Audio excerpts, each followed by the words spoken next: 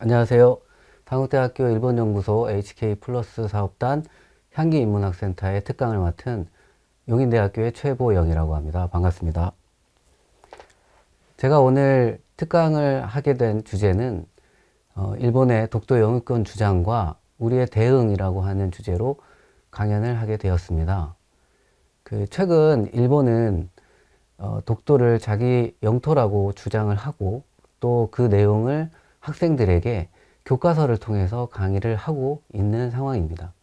이에 대해서 대한민국 정부도 그 내용을 우리 학생들 그리고 일반인들에게 널리 알리고자 많은 노력을 하고 있습니다. 이러한 과정의 일환으로 저도 그 내용을 여러분들에게 쉽고 자세하게 알려드리고자 오늘 특강을 준비했습니다. 먼저 우리는 독도를 기억하기 이전에 무엇을 기억의 대상으로 삼을 것인가에 대한 논의를 해야 될 필요가 있습니다.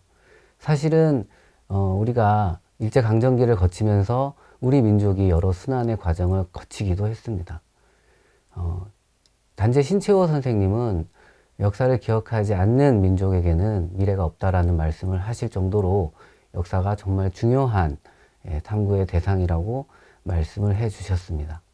그렇기 때문에 우리는 과거를 기억할 필요가 있습니다. 그 중에서 특히 독도는 1905년 일본이 우리 영토를 식민 지배하기 이전에 그 시험 삼아서 처음으로 침탈한 곳이 바로 독도입니다. 따라서 우리는 독도를 기억해야 합니다. 독도를 기억하지 못하면 또다시 독도는 침탈당할 것이고 독도가 침탈당한 이후에는 우리는 또다시 일본의 식민 지배를 받을 수도 있습니다. 보통 우리는 독도에 대한 기억은 노래를 통해서도 잘 알려져 있지만 독도를 외로운 섬이다 라고 생각하시는 분들이 많습니다. 근데 사실 독도는 크게 솟아 올라와 있는 동도와 서도 두 개의 큰 섬과 89개의 작은 바위섬으로 구성되어 있습니다. 그래서 노래 가사처럼 외로운 섬 하나라고 할 수는 없습니다. 그렇다면 우리 역사상 독도를 처음으로 인지한 사람은 누구일까? 지금처럼 교통, 통신이 발달되어 있지 않은 상황에서 독도를 현재도 독도를 가기가 굉장히 어려운 상황인데 과거에 살았던 사람들은 독도에 사실 가기가 더 어려웠을 것입니다. 독도는 절해 고도라고 하죠. 바다를 더 격해가지고 멀리 떨어져 있는 섬인데, 외로운 섬인데, 그럼에도 불구하고 우리나라 사람들이 독도를 처음 볼 수 있었던 것은, 인지할 수 있었던 것은 독도를 바라볼 수 있었기 때문에 가능한 일입니다. 독도는 울릉도에서 날이 좋을 때 눈으로 직접 바라볼 수가 있습니다. 여기 보이는 몇 가지 사진 중에 독도가 보이는 사진이 두 장이 있습니다. 왼쪽에 보이는 사진은 독도를 하늘에서 바라본 항공 사진이고요. 오른쪽에 큰 사진은 독도가 희미하게 보이는 사진입니다. 거기가 잘 안 보이면 그 아래 작은 동그라미 사진을 보시면 나무 사이에 독도가 있음을 알 수가 있습니다. 근데 왜 독도 사진을 나무가 이렇게 보이게 촬영을 했느냐 하면 사실 독도는 바다 위에 있는 섬이기 때문에 바다에서 배를 타고 찍어도 여기가 독도다 라고 이야기를 할 수가 있습니다. 하지만 울릉도에서 보인다 라고 하는 점을 강조하기 위해서 일부러 이렇게 울릉도에 있는 나무를 포함시켜서 사진을 찍는 경우가 많습니다. 어쨌든 울릉도에 있는 우리 조상들이 처음으로 독도를 인식했다라고 하는 증거가 바로 여기에 있습니다. 그렇다면 일본에서는 독도가 보일까요? 독도를 바라보지 못하면 독도가 있는지 알 수가 없습니다. 이것은 서양에서 신대륙을 발견할 때 그들이 지구가 어떻게 생겼는지 이해하지 못하는 상황에서 출발했던 것과도 마찬가지입니다. 지도를 보시면 독도를 가운데 놓고 울릉도에서는 87.4km 떨어져 있습니다. 반면 일본의 오키섬에서 기준으로 보면 157.5km 떨어져 있습니다. 지구는 둥글기 때문에 울릉도에서는 독도가 겨우 조금 보일 정도이기 때문에 옥기섬에서는 아예 독도를 볼 수가 없습니다. 그렇다면 과거에 사람들 기준에서 독도를 인지할 수 있었던 사람은 울릉도 사람이고, 울릉도 사람은 우리 민족이었기 때문에 독도를 처음 인지한 사람은 우리 조상들임이 명백합니다. 아까 작은 동그라미에 있던 지도를, 사진을 크게 옮겨온 것입니다. 날이 맑을 때 독도가 저렇게 보입니다. 명백히 눈으로 확인할 수 있을 정도의 크기로 보입니다. 눈으로 확인을 한 우리 조상들은 기록으로 그와 독도와 관련된 기록을 남기기 시작합니다. 독도에 관련된 최초의 기록은 512년 신라 지중왕조의 삼국사기라고 하는 역사책에 기록되어 있습니다. 지중왕조에는 이렇게 기록되어 있어요. 6월에 우상국이 항복을 하고 매년 토산물과 곡물을 바쳤다. 그리고 우상국은 명주의 정동쪽 바다에 있는 섬으로 울릉도라고도 한다라고 기록을 해놨습니다. 사실 512년이라고 하면 신라 시대에 해당되는 시기이죠. 그리고 이 시기에 일본이라고 한다면 사실 우리가 한국사에서 고대 국가라고 말씀드릴 수 있는 그 시기에 해당되지만, 일본은 한반도에 있는 국가와 달리 고대 국가를 형성하지 못했던 시기라고 할 수 있습니다. 그렇기 때문에 영토 확장이라던가 아니면 제도의 정비 혹은 종교의 어떤 형성이라고 하는 것들이 일본에서는 신라와 달리 발달되어 있지 못했을 가능성이 굉장히 큽니다. 자, 어쨌든 당시 울릉도와 독도를 포함한 기록이 신라 최초의 기록에, 신라의 내용을 담은 삼국사기에 최초에 등장하는 것은 독도의 영유권을 어느 나라가 갖고 있는지를 확인할 수 있는 아주 귀중한 자료입니다. 특히 이 내용이 우산국이라고 하면 울릉도와 독도를 포함한 나라를 의미합니다. 그래서 우산이라고 하는 곳이 어디냐라고 했을 때 이 우산은 바로 독도에 해당이 됩니다. 그래서 우산국은 울릉도와 우산으로 이루어진 나라라고 할 수가 있고, 그 나라가 신라에 복속을 하게 된 것이죠.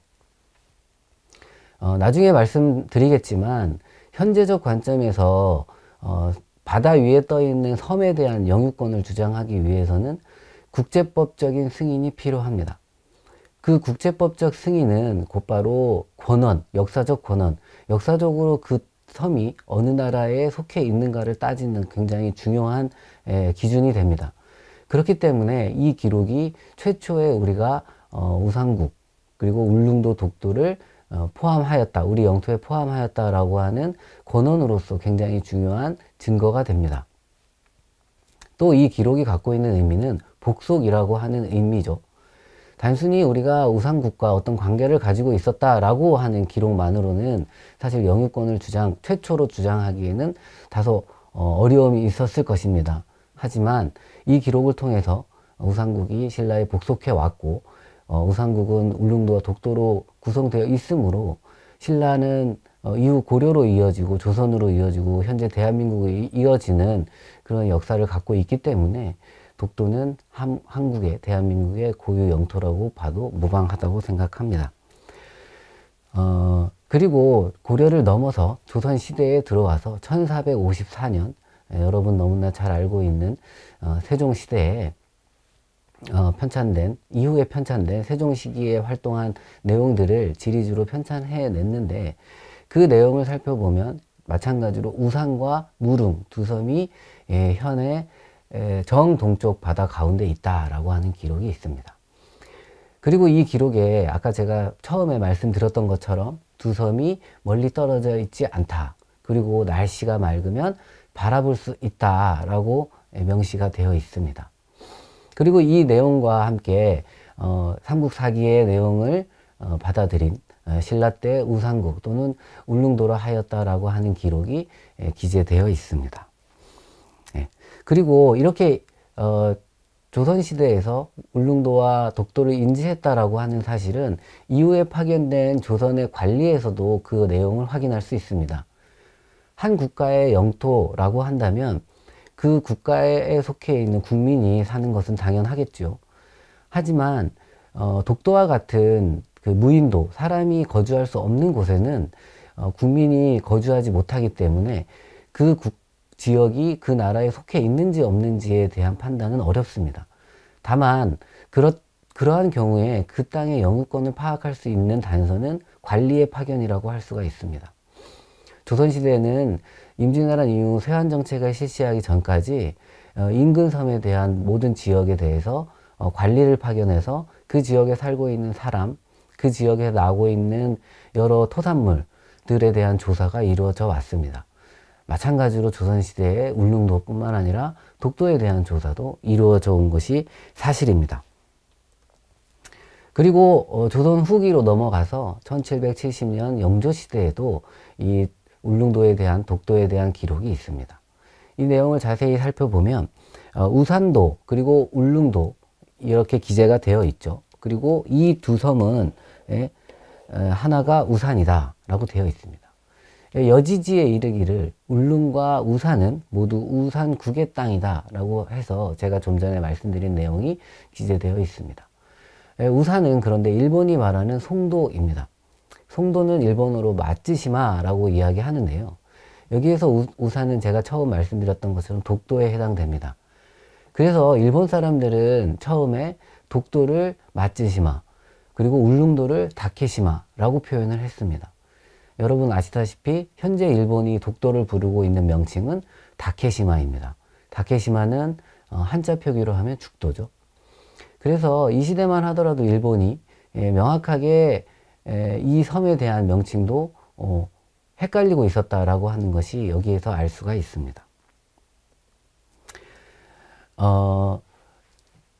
1900년 대한제국이 광무제 때 이 울릉도 독도에 대한 섬에 대한 조사를 하고 그에 대한 관할권을 명시해 두는 기록이 있습니다. 이 기록에 앞서서 이 조선시대의 영조 그리고 조선시대의 세종 이 시대에 크게 둘로 나눌 수가 있습니다.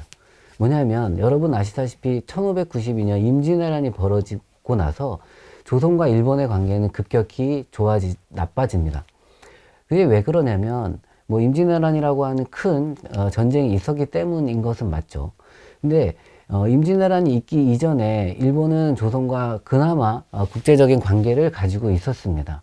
그래서 여러 가지 어떤 정보들을 공유를 하고 있었는데요. 임진왜란 이후에 이러한 외교적인 관계 때문에 우리는 일본과의 외교 관계를 끊고 그 전에 있었던 교린 관계를 끊게 됩니다. 하지만 일본은 섬나라로 구성되어 있고 토지가 많이 부족했기 때문에 그에 따른 농업 생산이 받쳐주지를 못했습니다. 그렇기 때문에 조선과의 관계를 영원히 단절하게 할 수가 없었던 거죠. 이후에 일본의 요구에 의해서 조선과 다시 한번 관계가 맺어집니다. 그것이 임진왜란 이후에 기후약조에 의해서 두 관계가 만들어지고 그리고 통신사가 보내지면서 일본은 조선으로부터 많은 정보와 그리고 식량 그리고 문화 자원 등등을 확보하게 됩니다. 반면 조선 정부는 임진왜란 이후 임진왜란을 겪으면서 조선 인근에 있는 여러 섬들에 대한 관리가 어렵다라고 하는 판단 하에 인근 섬에 대한 쇄환 정책을 실시하게 됩니다. 쇄환이라고 하면 굉장히 어려운 단어긴 하지만 쉽게 이야기해서 섬에서 사람들이 살 수 없게 하는 정책입니다. 그렇기 때문에 조선시대 임진왜란 이후에는 울릉도에도 조선인들이 가서 삶을 살 수가 없었습니다. 조선 정부에서는 백성들에 대한 관리를 편하게 하기 위한 정책이었지만 실제로 다른 나라, 즉 일본이 봤을 때는 울릉도를 버리는 정책으로 인지했을 수가 있습니다. 하지만 쇄환이라고 하는 것이 섬의 자국의 국민들을 백성들을 살지 못하게 하는 것뿐만 아니라 다만 백성이 살지 못하지만 그곳에 대한 관리와 관찰은 끊임없이 해왔던 것이 사실입니다. 그래서 백성들이 살지 못했다는 것이지 그 섬을 버렸다라고 이야기할 수가 없습니다. 하지만 일본은 조선 후기에 이러한 조선의 쇄환 정책을 핑계로 조선은 인근 섬에 대한 공도 정책을 폈다라고 이야기를 하게 됩니다. 공도, 즉 섬을 비우는 정책이죠. 근데 이 섬을 비우는 정책이라고 하는 것이 좀 전에 말씀드렸던 것처럼 백성을 살지 못하게 하는 정책이지 섬을 버리는 정책이다라고 하는 것은 아닙니다. 하지만 일본은 조선 정부의 이 세원 정책을 핑계로 빌미로 울릉도에 대한 포기, 심지어 나아가 독도에 대한 포기를 조선이 한 것이 아니냐. 즉 그렇기 때문에 독도는 무인도가 된 것이 아니냐라고 주장을 하게 되는 것이죠. 사실 임진왜란 이후에 일본은 비어있는 그 섬을 침탈에 들어가기 시작합니다. 가장 대표적으로 일본의 서쪽 지역에 있는 울릉도는 식량이 있고요. 밭이 있고, 물론 벼농사는 어렵지만 식량을 채취할 수 있고, 그리고 인간이 먹을 수 있는 담수가 나기 때문에 거기에서 거주를 하고 어업행위를 할 수가 있습니다. 이 시기가 바로 조선 정부가 세환을 했던 시기입니다. 그렇기 때문에 이 섬에서는 적지 않은 일본인이 울릉도에 가서 생활을 하게 되죠. 근데 울릉도에 일본인이 넘어갔던 가장 궁극적인 이유는 울릉도의 질 좋은 나무, 규목이라고 하는 나무를 채취해 가는, 벌목해 가는 것과 울릉도 인근에 있는 좋은 어장들을 확보하기 위한 목적이 컸습니다. 이러한 과정에서 우리의 안용복이라고 하는 인물이 울릉도에 조업을 하러 가게 되는 것이죠. 근데 이 안용복과 박어둔이라고 하는 인물이 울릉도로 넘어가서 거기에서 이제 여러 조업을 하는 과정에서 일본인들과 만나는 그런 일들이 벌어집니다. 근데 안용복의 입장에서는 분명히 울릉도는 조선의 땅이고 조선의 땅이기 때문에 나는 조업을 하러 왔는데 여기에 떡하니 일본인들이 있었기 때문에 굉장히 황당했던 일이 벌어집니다. 그래서 자기가 가진 지식, 즉 세종 때 만들어진 동국여지승남이라던가 여러 이제 신증 동국여지승남 등등의 기록들에 울릉도와 독도가 조선의 땅이다라고 하는 명시되어 있는 이 기록이 있음을 근거로 해서 일본인들의 귀환을 강력하게 요청합니다. 그런데 이에 불복한 일본인들은 아예 안용복을 납치해서 일본으로 데려갑니다. 일본에 가서도 안용복은 자신의 주장을 굽히지 않게 되죠. 그렇기 때문에 일본에서는 그 과거의 기록들을 확인을 하고 울릉도가 버려진 땅이 아니다라고 하는 사실을 알게 됩니다. 이 사건이 바로 1693년에 있었던 안용복 납치 사건이고요. 안용복 납치 사건으로 인해서 울릉도 쟁계 사건이 벌어집니다. 그래서 조선에서는 이 수토 정책이라고 하는 것들을 그 이듬해에 시행을 하게 되죠. 이러한 과정에서 벌어진 양국의 영토 분쟁은 막부가 도토리 현에 질문을 하면서 공식화가 됩니다. 일본 같은 경우에 그 오키섬, 즉 독도와 가장 가까운 곳에 위치한 이 오키섬을 관할하고 있었던 당시의 도토리현, 지금은 이제 그 옆에 시마네 현이 관할을 하고 있는데 이 도토리 현에서 중앙 정부에 어떤 이러한 내용들을 알리게 되죠. 그래서 막부는 다시 도토리 현에게 질의를 합니다. 야, 안용복의 이러한 주장이 실제 사실인가? 과거의 기록을 통해서 그의 주장을 믿을 수가 있는가라고 하는 질문 속에서 도토리 현에서는 안용복의 주장을 받아들이게 됩니다. 그래서 울릉도와 독도에 대한 영유권에 대한 양국의 분쟁은 끝이 나게 됩니다. 근데 이 사건이 일어나게 된, 즉 일본인들이 울릉도에 넘어가게 되는 배경에는 사실 당시에 근대로 넘어오기 이전의 시기에 배를 타고 바다를 항해할 때 다른 나라로 넘어가기 위해서는 도해 면허라고 하는 것을 발급받아야 가능했습니다. 그래서 일본은 비어있는 울릉도에 대한 어업행위를 위해서 당시 오키섬에 살았던, 그리고 도토리 현에 살았던 사람들이 중앙정부에 도해 면허를 요청하게 되죠. 그래서 그럼 너희가 거기 가서 어업을 해도 된다라고 허가를 내준 것이 1625년 다케시마 도해 면허라고 하는 것이 있습니다. 임진왜란 이후에 비어있는 섬에 대한 어업행위를 하기 위해서 일본 어민들이 정부를 통해서 받은 도해 면허라고 하는 것은 비어있는 섬에 대한 어업행위를 했다라고 하는 그 사실도 중요하지만 우리 입장에서는 도해라고 하는 단어가 굉장히 중요합니다. 도해라고 하면 바다를 넘어간다라고 하는 뜻이죠. 즉 일본 정부 막부의 관점에서 울릉도 독도는 바다를 넘어가는, 해외로 넘어가는 그러한 곳이었기 때문에 면허의 발급이 필요하다라고 생각을 했던 것이고, 그것은 곧 울릉도와 독도를 외국으로 인식했다라고 하는 근거가 됩니다.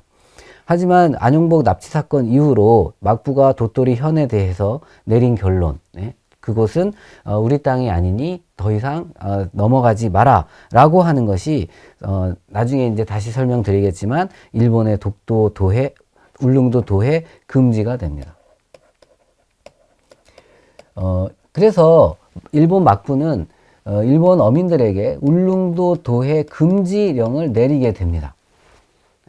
그런데 참 아이러니하게도 처음 일본이 도해 금지를 내렸던 것은 울릉도 도해 금지라는 명령이 있었던 것이지, 실제로 일본이 말하는 우리가 울릉도에 넘어가는 건 금지했지 독도에 넘어가는 건 금지하지 않았다. 울릉도는 조선 땅이라고 하더라도 독도는 조선 땅이라고 우리는 인정한 적이 없다라고 하는 회개한 주장을 펴게 되기도 합니다. 우리 입장에서는 정말 아이러니한 일이죠. 조금 더 살펴보게 되면 일본의 이러한 내용들을 먼저 좀 살펴보겠습니다. 일본이 인식한 독도의 모습을 한번 보겠습니다. 이것은 현재 일본 외무성에 있는, 외무성 홈페이지에 게시되어 있는 독도의 위치를 표시한 지도입니다. 아까 제가 처음에 보여드린 지도는 대한민국 외교부에서 게시한 지도입니다. 지리적으로 봤을 때 양국의 어떤 입장이 다르더라도 지리적인 위치까지는 바꿀 수는 없을 겁니다. 그런데 자세히 보면 굉장히 재미있는 표기가 있습니다. 여기 보면 울릉도와 이 독도 사이의 거리를 약 88km라고 명기를 해 둡니다. 제가 아까 울릉도와 독도 사이의 거리가 몇 킬로다라고 말씀을 드렸는데 혹시 기억하실지는 잘 모르겠습니다. 다시 보여드리겠습니다. 그리고 죽도와 오키 그 사이의 거리를 158km, 약 158km다라고 표기를 했습니다. 요 둘만 보면 사실 일본이 더 이상 주장할 게 없어 보입니다. 명백히 울릉도와 독도가 더 가깝기 때문이죠. 그런데 일본이 내세우는 주장은 이렇습니다. 한국의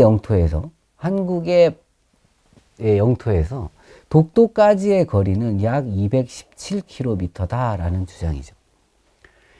굉장히 멀리 떨어져 있습니다. 여기에서는 독도를 볼 수가 없죠. 그런데 이 217km보다 일본의 입장에서, 일본의 이 시마네현의 입장에서 독도까지의 거리는 211km가 됩니다.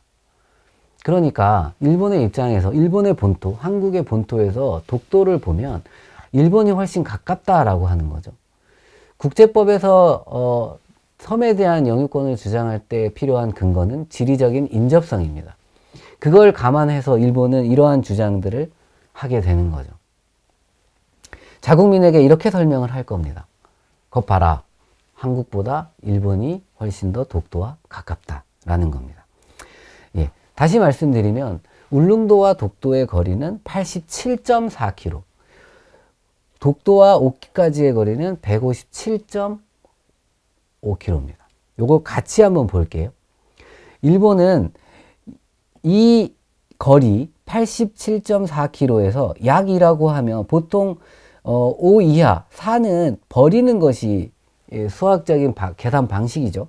그리고 0.5인 경우에는 반올림을 합니다.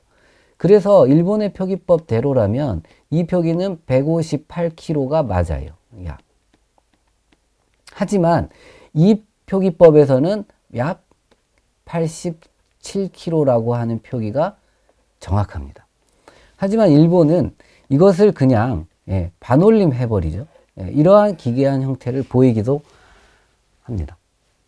자국민에게 어떻게 먹혀 들어갈지는 모르겠으나 각국의 외교부, 국가를 대표하는 홈페이지의 내용을 봤을 때 아마 일본은 88km라고 하는 이 거리보다는 자국을 기준으로 하는 이 거리를 더 강조할 가능성이 크겠죠. 우선 일본 측 기록으로 다시 한번 돌아오겠습니다.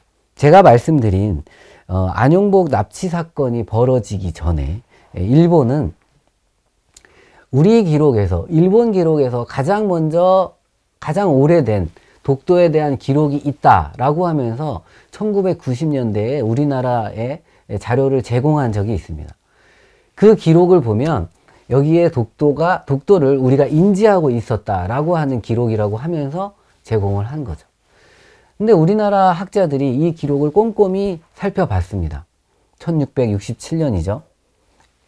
임진왜란이 끝나고 나서 일본 어민들이 도해 면허를 받아서 어업을 했던 그 시기입니다. 이 운주시청 합기라고 하는 자국의 근거를 주장할 수 있는, 자국의 주장을 할 수 있는 이 근거로 제시한 그 내용을 살펴보면 이 두 섬이, 울릉도와 독도는 사람이 살지 않는 땅이다. 맞죠? 임진왜란 이후에 사람이 살지 않게 됐으니까. 그런데 이 땅에서 고려를 보는 것이, 즉 한반도를 보는 것이, 운슈라고 하면 현재 시마네 현의 옛 이름입니다. 이 시마네 현에서 오키, 아까 제가 독도와의 거리 157.5km라고 했던 이 온슈에서 보는 것과 같다라고 하는 기록이 있죠. 즉 뭐냐면 독도를 기준으로 봤을 때 이 두 섬은 사람이 살지 않고 고려를 보는 것이, 즉 이 땅에서 고려를 보는 것이 오키에서 일본을 보는 것과 같다라고 하는 겁니다. 만약에 일본이 독도를 자국 땅이라고 인지했다면 여기에서 이 두 섬이라고 하는 표현은 들어가면 안 되겠죠. 그리고 더 재미있는 사실은, 그러므로 일본의 서북쪽 경계라고 하면 자국의 영토의 극단을 이야기하는 겁니다. 그래서 여기까지가 우리 땅, 여기를 넘어서면 우리 땅이 아니다 라고 하는 표현이 되는 거죠. 그래서 일본은 이렇게 표기합니다. 서북쪽의 경계는 이주, 즉 이주를 의미하는 거예요. 그래서 운주시청 합기의 기록을 토대로 양국의 경계를 보면 오키섬과 독도를 경계로 할 수가 있습니다. 이 기록은 누가 이야기했다? 일본이 기록한 것입니다. 일본은 자국의 영토를 기준으로 이 오키섬을 극단으로 보게 된 거죠. 독도는 우리 땅이 아니다라고 하는 말을 자국의 언어로, 자국의 기록으로 하고 있었다는 사실이죠. 그래서 재밌는 사실은 현재 일본 정부는 이 운주시청 합기를 독도의 영유권을 주장하기 위한 근거로 제시하지 않습니다. 당연하겠죠. 오히려 자국의 영유권을 주장하는데 불리한 주장이기 때문입니다. 더 나아가 아까 안용복 사건에 의해서 양국의 경계, 도토리현이 이 막부에 보고한 독도는, 울릉도는 우리 땅이 아니다라고 하는 그 보고를 토대로 일본 정부는 이 다케시마에 대한 도해를 금지합니다. 그래서 일본 막부는 도토리 번을 통해서, 당시에는 이제 행정구역이 번이었기 때문에 도토리 번이라는 표현이 있습니다. 이 도토리 번을 통해서 울릉도와 독도가 일본형이 아님을 확인을 하고요. 그리고 다케시마, 즉 울릉도에 대한 도해를 금지하게 됩니다. 이것이 1696년 1월 28일입니다. 그 이후로 일본인으로서 울릉도를 넘어가는 것은 금지됩니다. 현재와 같은 기술력으로 배를 만들어서 일본에서도 독도에 갈 수가 있습니다. 곧바로. 하지만 울릉도 이 동해상의 해류로 인해서 일본이 가장 빨리 독도로 갈 수 있는 길은 없습니다. 가기 위해서는 거의 울릉도를 거쳐서 갈 수밖에 없어요. 울릉도에는 연료를 받을 수 있고 물을 받을 수 있는 기지가 있는 반면에, 그런 물이 생산되는 반면에 독도와는 그러한 것이 없습니다. 그렇기 때문에 독도를 위해서라도 일본은 반드시 울릉도가 굉장히 중요했죠. 근데 일본의 논리대로라면 독도에 가지 말라고 한 것이지, 울릉도에 가지 말라고 한 것이지 독도에 가지 말라고 한 것이 아니다라고 하는 주장은 성립이 되지 않습니다. 이어서 그 운주시청 합기에 나와 있는 여기에 부속 설명이 있습니다. 이 도 내에 다케시마 그리고 마츠시마가 있다. 여기에선 이 마츠시마는 송도라고 할 수가 있고, 다케시마는 죽도라고 이야기할 수가 있습니다. 제가 아까 명칭의 혼란을 일본은 여전히 하고 있다라고 하는 것을 알 수가 있고요.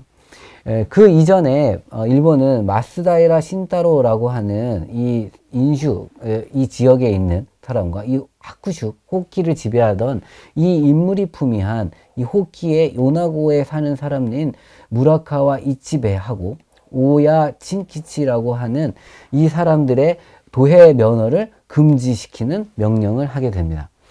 이 도해 금지 명령을 내리면서 조선의 팔도라고 하는 설명을 덧붙여 두죠. 여기에 보면 경기도가 있죠. 그리고 강원도가 있습니다. 이 강원도 밑에 이 섬의 가운데에는 죽도, 송도가 있다라고 하는 표현이 기록되어 있는 거죠. 즉 죽도는 울릉도, 송도는 독도를 의미합니다. 이미 이 기록을 통해서 일본은 재차 자국민에게 독도가 우리 땅이 아니니 넘어가지 마라 라고 하는 표현을 했을 뿐더러 이 기록을 통해서 이 기록은 조선 땅이다 라고 하는 것을 다시 한번 명확하게 확정해 놓은 것을 알 수가 있습니다. 그렇기 때문에 현재 일본이 이야기하는 도해 면허 금지를 통해서 일본이 울릉도에 대한 도해를 금지한 것이지 독도에 대한 도해를 금지한 것은 아니다라고 하는 것이 성립되지 않습니다. 그리고 이어서 1870년에 조선국 교제심할 내탐서라고 하는 기록이 나오는데요. 이 기록은 뭐냐면 일본은 1868년에 메이지 유신이라고 하는 것을 통해서 기존의 막부가 중심이 되어서 운영되었던 국가를 없애고 지금의 일본, 근대 일본을 만들기 시작합니다. 그러면서 일본은 메이지 유신을 단행한 일본은 근대 일본의 영토 확정을 위해서 여러 조사를 실시합니다. 일본은 해양국가이고 여러 섬들이 있기 때문에 인접한 여러 섬에 대한 조사를 하게 되죠. 그러한 과정에 울릉도와 독도와 관련된 것은 이 현에, 시마네 현에 의뢰를 하게 됩니다. 일본으로서는 이 내용들을 상세히 조사를 하게 됩니다. 그 보고서가 일본이 1930년대에 만들어 놨던 대일본 외교 문서라고 하는 굉장히 방대한 분량의 외교 문서가 있어요. 이 외교 문서는 자국이 성장해 왔던 그 내용들을 고스란히 다 담고 있습니다. 그렇기 때문에 자국의 자랑스러운 역사를 해외의 열강들에게 홍보하기 위해서 이 책들을 해외 각국에 다 인쇄를 해서 보내게 돼요. 제 생각에는 아마 일본이 당시 조선을 식민지화하고 있었고 중국으로 뻗어나가고 있었던 그 당시 상황이었기 때문에 아마 이 기록이 독도의 영유권에 자국의 어떤 반론을 제기할 수 있는 근거로 활용될 거라고는 아마 꿈에도 상상하지 못했기 때문에 기록했던 것이 아닌가 그런 생각을 합니다. 그 내용을 보면 이 죽도 여전히 죽도라고 돼 있고 송도라고 돼 있죠. 이 죽도와 송도가 조선의 부속섬에 속해 있는 섬이 된 경위에 대해서 기록을 해 놨습니다. 독도는 죽도 옆에 있죠. 울릉도 옆에 있는 섬입니다. 라고 써놨죠. 죽도에 관해서는 지금까지 기록된 바가 없으나 송도에 관해서는 하지만 울릉도에 대한 기록은 겐로쿠 연간이라고 하는 그 시기에 주고받은 서한에 있습니다. 이 기록에 따르면 이 원록 연간 이후 한동안 조선이 사람을 파견해 거류하게 했지만 이제는 이전처럼 무인도가 됐다라고 하는 기록이 있습니다. 이것은 조선의 정부의 정책 때문에 그런 것이죠. 자, 어쨌든 일본의 입장에서는 이 섬을 무인도다라고 기록을 해놨지만 실제로 이 섬에 대한 그 부속된 경위를 일본은 너무나 명백히 잘 알고 있다라고 하는 것을 이 기록을 통해서 알 수가 있습니다. 그리고 가장 중요한 것은 이로부터 7년 뒤에 만들어졌던 태정관 지령이라고 하는 명령서가 있습니다. 이 태정관은 현재 일본의 최고 통수권자라고 할 수 있는 수상을 의미합니다. 대통령에 준하는 권한을 갖고 있는 인물이 만든 명령한 그 내용이죠.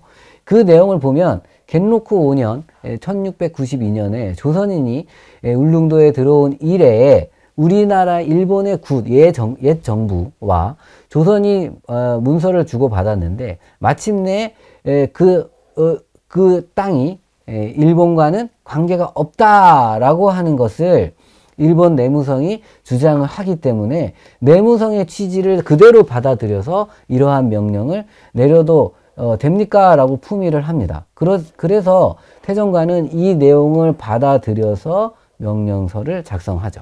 그래서 품위한 이 내용을 받아들여서 다케시마 외일도는 본방, 일본과는 관계가 없다라고 하는 것을 심득, 마음속에 받아들여라 라고 하는 명령을 내립니다.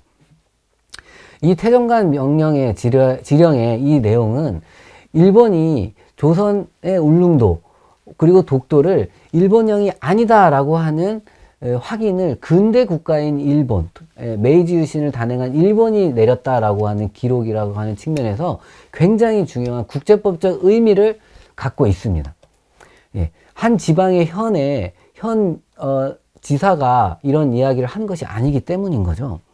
그리고 이러한 명령이 내려지기까지의 과정은 무려 5개월 동안이나 5개월 동안 이 독도 영유권에 관련된 조사를 실시했다라고 하는 것입니다. 5개월이라고 하는 긴 기간 동안 일본은 근대적인 지적도를 만들기 위해서 여러 정보를 수집해가지고 지적도를 만들면서 태정관이 조선과 관련된 어떤 섬에 대해서 우리와 관계없음을 천명을 하게 된 것이죠. 그 이후로 일본은 이 섬에 대해서 아무런 영향력도 행사하지 않습니다.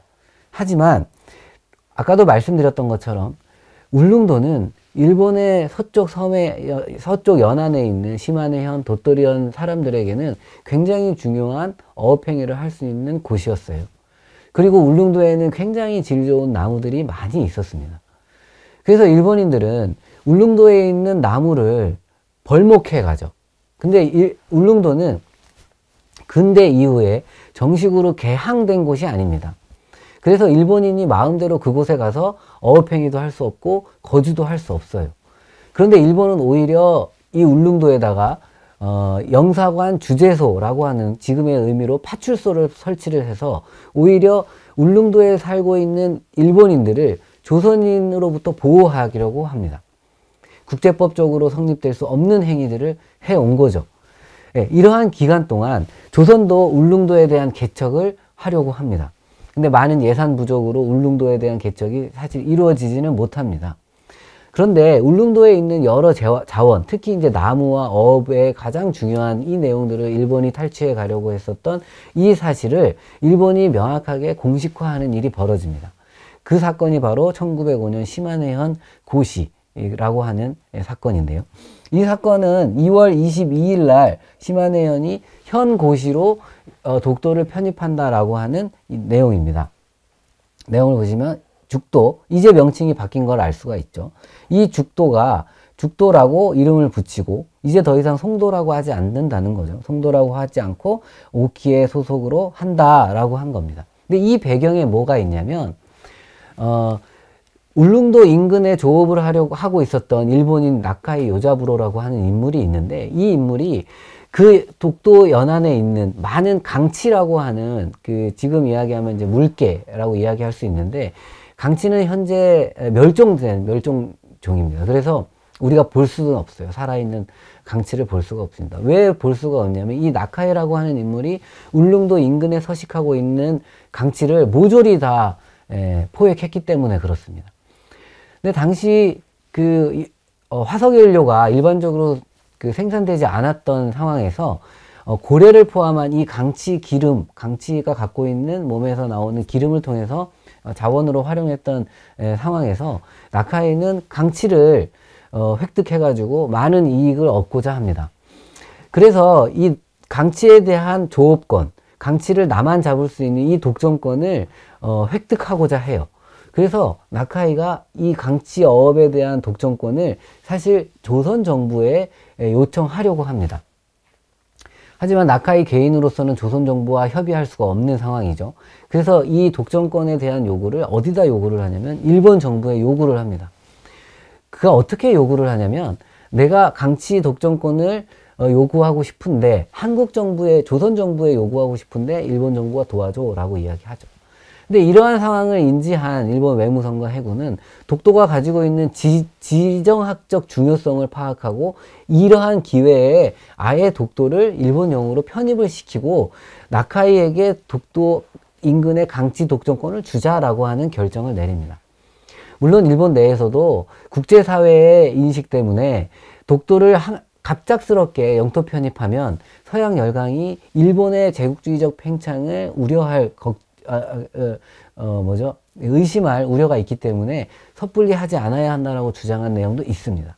하지만 일본은 그 주장을 무시하고 나카이 요자부로의 독도에게 그러면 독도 편입해 달라라고 하는 대하원을 요청서를 네가 제출을 하면 우리가 그것을 승인하는 형태로 독도를 편입하겠다라는 시나리오를 짜게 되죠.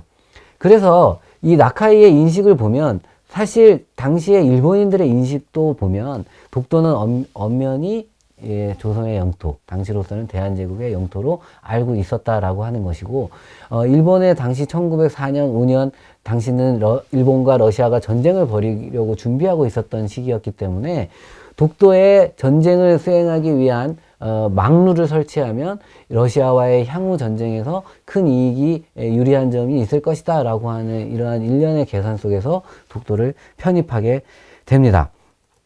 그렇게 해서 일본은 1905년 독도를 편입하게 됩니다. 그런데 굉장히 재미있는 사실은 국제 근대법적 어떤 질서가 조선에 도입되고 난 이후에 조선 정부에서도 근대 국제법적인 형식에 의해서 독도를 공식화, 즉 우리의 영토다라고 공식화하는 일들이 있습니다. 그것이 바로 1900년 대한제국 황제가 내린 칙령 제41호입니다. 근대 이후에 우리가 알아야 할 두 가지 자료는 1900년 대한제국 칙령 제41호라고 하는 것이고요. 그 이후에 있었던 1905년 일본의 시마네현 편입이라는 사실입니다. 이 사실을 비교해서 말씀을 드리겠습니다. 뭐냐면 대한제국을 성립한 이후에 고종은, 광무황제는 근대적인 형식에 의한 영토의 조사를 전국적으로 시행을 합니다. 그 중에서 울릉도에 대한 조사도 시행을 하죠. 그러면서 울릉도 그리고 인접한 독도를 새롭게 행정구역화 합니다. 그래서 울릉도를 기존의 울릉도라고 하는 지역을 울도라고 바꾸고 그리고 도감을 두어서 그 인근의 섬을 관할한다 라고 하면서 이 울릉도와 울도와 옆에 있는 석도를 관할한다 라고 하는 명령을 하게 되죠. 그런데 그래서 울릉도와 석도가 근대적인 의미의 대한제국 영토로 편입이 됩니다. 그런데 일본은 이런 주장을 해요. 대한제국 칙령은 인정한다. 하지만 그 부속하고 있는 그 섬에 대해서는 인정할 수 없다라는 이야기를 합니다. 그게 왜 그러냐면 제가 이제 여기에 한글로는 개칭 그래서 강릉도에 부속하고 도감을 둔다. 그래서 군수를 뭐 5등으로 한다라고 하는 것이 이 1조의 내용입니다. 근데 2조의 내용을 보면 이 군청이 위치 대하동에 두겠다라고 하는 것이고 여기에 울릉전도라고 하는 표시가 있죠. 그리고 죽도, 이 죽도는 어떤 죽도냐면 울릉도 바로 오른쪽에 있는 죽도를 의미합니다. 그리고 여기에 보면 석도라는 표현이 나와요. 그래서 대한제국 칙령은 이 울릉도와 석도를 근대적으로 대한제국의 영토임을 확인한 귀중한 자료입니다. 근데 일본은 이런 꼬투리를 잡습니다. 뭐냐면 우리는 독도라는 명칭을 쓰는데 지금 이 칙령에는 석도라고 기록되어 있다. 즉 석도는 독도가 아니다라는 주장을 하죠. 그런데 왜 대한제국 칙령에 독도라는 명칭이 들어가지 않고 석도라는 명칭이 들어갔는지 그거를 확인해 보면 좋습니다. 뭐냐면 당시 울릉도에 있던 사람들이 주로 어디에 있었다면 경상도에 있는 사람들이 울릉도에 넘어가서 생활을 하고 독도에 가서 어업을 행위를 한 거죠. 근데 이들을 대상으로 조사를 한 이 조사원들은 그 사람들에게 물어보죠. 저 섬의 이름은 무엇이냐 라고 했는데, 당시에 그 사람들은 이 방언으로 돌섬이라고 이야기를 했답니다. 돌섬. 근데 이 돌섬을 방언으로 독섬이라고 이야기를 했다고 합니다. 독섬. 예. 그러다 보니까 이 독섬은 자연스럽게 독도가 되는, 돌섬이 되는 것이고, 이 돌섬은 바로, 석도가 되는 것이죠. 예. 그리고 당시 대한제국에서 이 섬에 대한 명칭을 정할 때 단순히 조선인의 의견만 청취한 것이 아니라 국제사회에서 이 섬이 어떻게 명명되어 있는지를 조사를 했습니다. 가장 먼저 국제사회에 독도의 명칭이 알려졌던 것은 프랑스에 의해서, 우리가 개항도 하기 이전에 프랑스에 의해서 독도가 서양에 알려지게 됩니다. 그때 알려지게 된 명칭이 바로 리앙쿠르 락스라는 거죠. 여기에서 리앙쿠르라고 하는 것은 그 동아시아 연안의 해도를 침략했었던 섬 이름, 배 이름입니다. 이 배의 이름을 따고 그 섬의 특징인 돌섬을 이제 락스라고 명명을 하게 된 거죠. 그렇기 때문에 이 돌섬과 락스라고 하는 객관적인 자료를 모두 대한제국 정부가 취해서 이 인근의 섬, 독도를 석도라고 명명을 하게 된 겁니다. 명명하게 된 겁니다. 그래서 이후에 이제 여러 어떤 주장들에 대해서는 석도가 독도다라고 하는 주장은 언어학적으로도 성립이 됐고, 이러한 여러 논리에 의해서도 성립이 되게 됩니다. 하지만 일본은 여기에 대해서 받아들여지질 않죠. 그리고 그러면 석도가 과연 독도인가? 라고 하는 근거는 또다시 1906년에 나옵니다. 좀 전에 일본의 기록에 1905년 일본이 독도를 편입하고 나서 이제 자국 땅이니까 독도를 한번 가보자 라고 하면서 시마네 현 지사, 그리고 향토 사학자, 그리고 여러 이제 관리들을 태워가지고 독도 시찰단을 꾸려서 독도를 갑니다. 1906년입니다. 그런데 마침 독도를 향하고 있던 그 배가 당시에 풍랑을 만나가지고 독도에 가지 못하고 어디로 가냐면 울릉도로 가게 됩니다. 그 울릉도에 피착을 하게 된 거죠. 그래서 당시에 울도 군수였던 심흥택이 일본에서 온 일본인들과 접견을 합니다. 너희가 왜 여기에 왔느냐라고 물었더니 시마네 현 지사가 죽도를 시찰하러 왔다. 죽도가 우리의 영토로 편입되었다라고 하는 사실을 심흥택에게 알리게 되죠. 그러면서 심흥택은 깜짝 놀라서 이 사실을 강원 관찰사에게 보고를 합니다. 항의 보고를 하게 되는 거죠. 그러면서 그 내용이 이렇게 됩니다. 본군 소속 독도가 백여리에 있는데 여기에는 원래 우리 땅인데 일본인이 이런 이야기를 하는데 확인을 해달라라고 하는 보고서를 보내게 됩니다. 그래서 이 보고를 받은 당시 조선 정부는 이 사실에 대해서 객관적으로 다시 한번 파악하기 위해서 조사를 합니다. 당연히 조선 정부에서는 독도가 한 번도 우리 땅이 아닌 적이 없고 일본이 강제로 편입한 사실을 뒤늦게 알았는데, 그것도 일본이 영토 편입하는 사실을 공식적으로 알게 된 것이 아니라는 거죠. 풍랑을 피해서 피착한 일본인에 의해서 알게 되었다는 겁니다. 그런데 국제사회에서 영토 편입의 절차 중에 가장 중요한 것은 무주지여야 하는 그 땅이 이 무주지를 우리가 편입했다라고 하는 사실을 인접국가에 알려야 합니다. 근데 인접국가에 알리기 위한 방법은 국가적 차원의 관보, 게시물을 통해서 알려야 하는 거죠. 근데 일본은 그러한 작업을 하지 않습니다. 그랬다가는 일본의 관보에 독도 편입 사실을 기재했다면 당시에 일본에 주재하고 있었던 한국 외교관이 그 사실을 곧바로 인지하고 항의했을 것이기 때문입니다. 그러한 사실을 염두에 둔 일본은 꼼수를 부린 거죠. 그러니까 현에서 발행하는 관보에 게시를 한 겁니다. 현에서 발급한 건 국제적인 어떤 효력이 없는 그런 게시물입니다.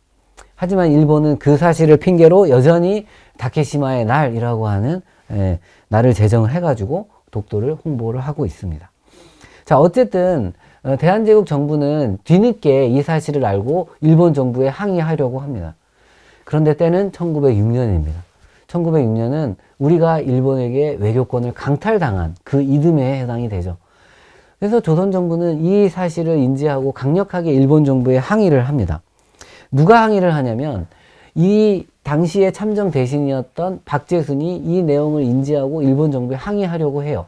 근데 박재순은 여러분 잘 아시다시피 을사늑약을 주도했던 을사 5족에 포함됩니다. 즉 일본의 친일파로 알려져 있는 이 박재순조차 일본의 독도 편입, 독도 탈취 사건에 대해서 강력하게 항의할 정도로 이 독도에 대한 인식이 강하게 있었다라고 하는 거죠. 하지만 외교권을 빼앗긴 대한제국은 정식으로 일본에 대해서 항의하지 못합니다. 단지 이 항의의 사실은 우리나라 규장각에 기록되어 있을 뿐입니다. 물론 많은 학자들이 이 자료를 발굴해서 일본의 독도 영유권이 성립되지 않는다라고 하는 주장을 하고 있는 것입니다. 안타깝게도 조선은 이후 일본의 식민지가 됩니다. 강제병탄에 의해서 너무나 많은 인민, 자원, 그리고 많은 영토가 일본에게 넘어가는 그런 수탈기를 겪죠. 엄밀히 이야기하면 국가의 모든 주권이 일본에게 넘어가게 됩니다. 그럼에도 불구하고 우리 조상들은 끊임없이 독립운동을 펼치게 됩니다. 그리고 결국에는 36년간의 일제 식민지를 거쳐서 비로소 해방이 됩니다. 해방이 되고 나서 일본은 그 패전국으로서 이제 연합국에 의해서 일본의 이제 간접 통치가 이루어지게 됩니다. 그 과정에서 기존에 일본이 식민지화하고 있었던 영토에 대한 영토 그 계승을 어떻게 할 것인가에 대한 연합국의 논의들이 진행이 됩니다.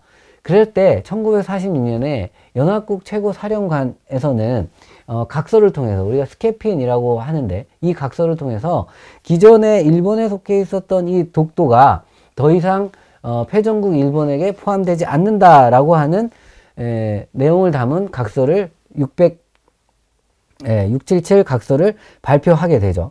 그때 뭐가 들어가냐면 여기에 일본이 통치권을 행사할 수 있는 지역으로는 혼슈, 큐슈, 홋카이도, 시코쿠 등 주요 4개 도서와 약 1,000곳의 인접소 도서라고 하고 일본의 영향에서는 울릉도 그리고 서양에 잘 알려져 있는 독도 명칭이 리아쿠루가 제주도가 제외된다. 즉 일본의 영토에 들어가지 않는다라고 명시를 하게 되는 거죠.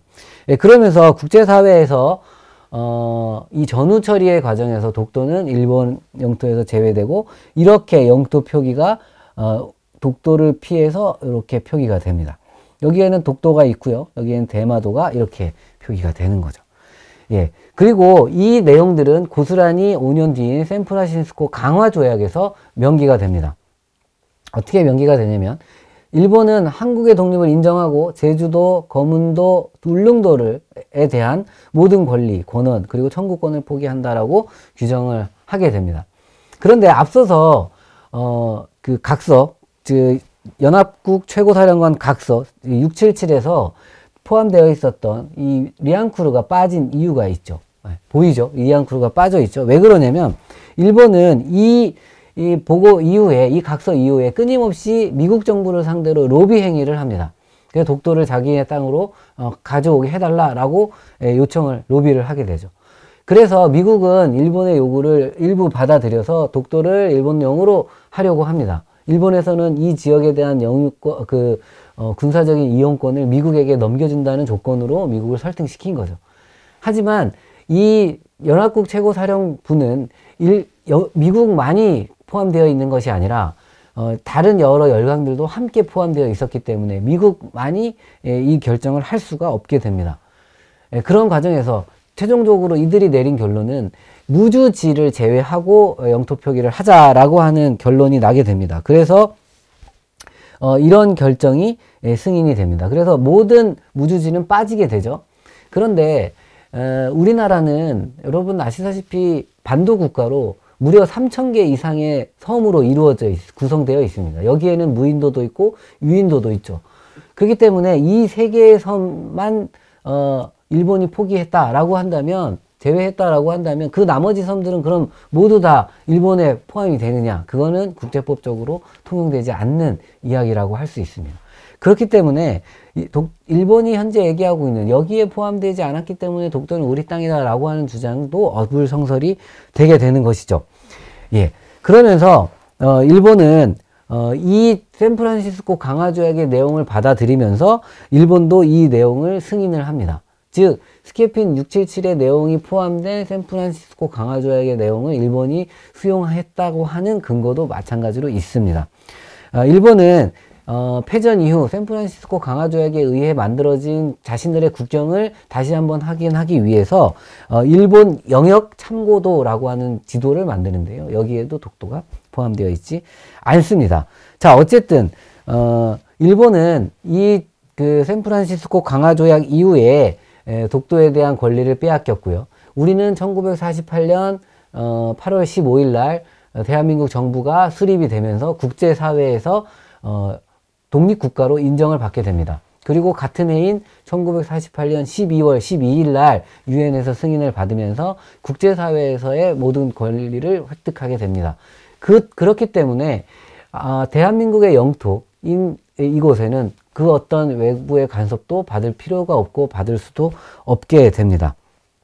자, 그렇게 해서 독도에 대한 과거의 기록, 그리고 그 기록들을 일본이 어떻게 인식하고 있는지, 그리고 우리가 안타깝게도 식민지화하는 그 과정에서 빼앗긴 독도의 모습, 그리고 해방 이후에 국제사회에서 인정받은 독도 영유권의 내용들을 모두 포함해서 어느 것 하나 독도가 일본 영이다 라고 하는 것을 뒷받침해 주는 근거가 하나도 없다라고 하는 사실을 여러분들이 알아주셨으면 좋겠습니다.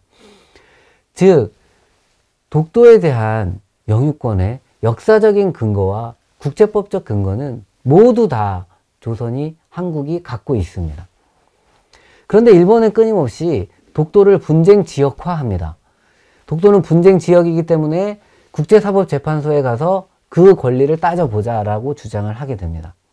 하지만 현재 우리가 알고 있는 독도의 영유권에 대한 주장은 100% 우리가 갖고 있습니다. 그렇기 때문에 우리로서는 국제사법재판소에 이 문제를 가져갈 필요가 없습니다. 왜냐하면 국제사법재판소에 이 문제가 거론이 되는 순간 국제사법재판소는 객관적인 입장에서 이 문제를 따져봐야 할 의무가 있기 때문에 독도에 대한 영유권을 조선의 반, 대한민국의 반, 일본의 반 이렇게 둡니다. 즉 우리는 100% 우리 땅이었는데 국제사법재판소에 가면 우리 땅이라고 하는 그 주장은 반으로 줄어들게 되고, 일본은 전혀 근거가 없는데도 불구하고 국제사법재판소에 가면 반이나 만들어지게 되는 거죠. 그렇기 때문에 우리로서는 절대로 국제사법재판소에 회부를 할 필요가 없게 되는 겁니다. 하지만 우려스러운 것은 현재 이러한 내용들이 왜곡되어서 일본의 초, 중, 고등학생들에게 교육되고 있다는 사실입니다. 2005년, 일본은 1905년의 시마네현 편입 사실을 근거로 해서 100주년을 기념해서 2005년 2월 22일 날 1905년 2월 22일을 기념하는 다케시마의 날을 현고시로 제정을 합니다. 그리고 그 이듬해에 당시의 아베 정권은 이러한 내용들을 담은 교육기본법을 개정합니다. 자국의 영토, 자국의 영역, 그리고 앞으로 무장할 수 있는 여러 내용들을 담은 헌법을 개정하려고 노력합니다. 그러한 내용들을 담은 교육과정법이 바뀌고 있습니다. 그 교육과정법의 변화 속에서 일본 교과서에는 독도가 자국 땅이다 라고 하는 내용들이 차츰차츰 강화되어서 삽입되고 있습니다. 애초에는 독도에 대한 영유권에 대한 설명이 없다가 그 이후에 독도의 분쟁지역이라고 하는 설명이 들어가고 조선이, 한국이 강점하고 있다라고 하는 내용들이 들어가다가 현재는 아예 일본의 영토다라고 하는 주장이 들어가 있는 것이 사실입니다. 잘못된 역사를 배운 그 아이들은 국제사회에서 활동할 때 자국의 어떤 영토를 왜곡해서 이해하고 그 잘못된 사실을 서양 열강 사람들에게 알릴 가능성이 큽니다. 그렇기 때문에 독도에 대한 교육이 잘못되었다라고 할 때마다 우리는 끊임없이 독도 교육이 잘못되었다라고 강조하고 있는 것입니다.